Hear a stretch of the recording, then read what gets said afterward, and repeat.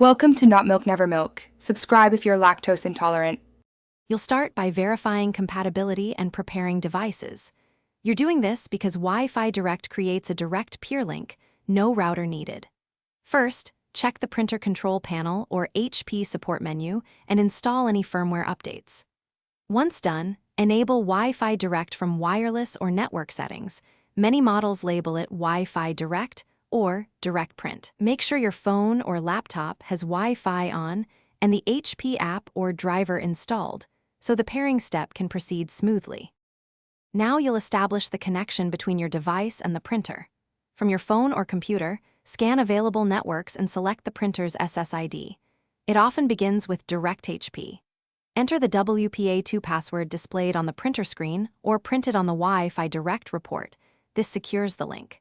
Next, open the HP app or system print dialog, choose the newly connected printer, and confirm settings like paper size and orientation. If the app asks to save the printer, accept so future prints go straight to it. Finish by verifying everything works and learning one quick fix. You'll print a test page from the connected device to confirm successful pairing and correct driver settings. This proves both connection and permissions.